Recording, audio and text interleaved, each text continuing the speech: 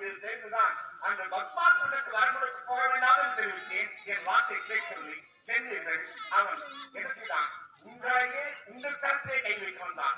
என்ன வர கேட்டான்? நாம் யார் மீது கை வைத்தாலும் அவர்கள் எதிர்த்து சாம்பலாக போக வேண்டும் என்று கேட்டான். அப்படி அவர்கள் கொடுத்து விட்டீர்கள். அவன் நீங்கள் கொடுத்தவன் உண்மையா பொய்யா என்பதை நான் பரிசோதிக்க வேண்டும் என்று ஈசா உன் சிறப்பிலே கை வைத்தேன் என்று கூறி வந்தான். உங்களை கை வைப்பதற்கு போனீங்க ஓடுவீங்க. ஐவேல காட்டுக்குள் சென்று ஐவேல காய்க்குள் கொட்டைக்குள் சுமந்து விட்டீர்கள். நான் தெரிவித்தான். சகாதேவியும் திருமுதாகிவிட்டது. என் அண்ணன் நாராயணன் தான். அவருக்கு முறைத்தேன். அவர் ஓடி வந்து மோகினி அவதாரம் எடுத்து உங்களை அந்த பத்மாசுரன் அழித்து உங்களை காப்பாற்றினார். என் அண்ணன் இல்லை என்றால் நீங்கள் எப்படிதான் அதற்காக என் செய்வது. நான் யார் வந்து எவரும் கேட்டாலும் இல்லை என்று கூறுகிற வழக்கம் எனக்கில்லை. அப்படியே தந்து பழகி விட்டவன். ஆமாம், தட்டான் என்று கேட்டால் தட்டான், எதையும் தட்ட மாட்டான்.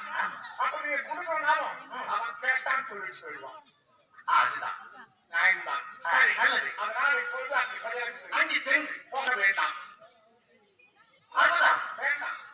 நீ விலை கொடுத்து சந்தோஷமாக வெளியேற்பாய் என்று தான் எதிர்பார்த்தேன். என் மனதில் படுகிறது சொல்கிறேன். நீங்கள் அங்கு அந்த அசுரனுக்கு வரம் கொடுத்து போக வேண்டாம். பார்வதா, பிரச்சனையை ஆரம்பித்து விட்டாயா? நீதான் இப்படி என்னை எதிர்த்து பேசிய நீ பயக்கப்பட்டவள். இப்படி என்னை எதிர்த்து பேசுவது பிறகு கோபத்திற்கும் தாளத்திற்கும் ஆளாவது.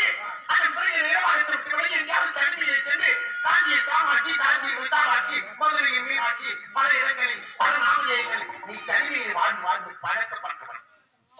அதனால்தான் எல்லோரும் உன்னை வாயாடி என்று சொல்கிறார்கள். சரிதான். மனைவி வைத்து குடும்பம் பண்ண தெரியாத உங்களுக்கு நான் வாயாடினேன்.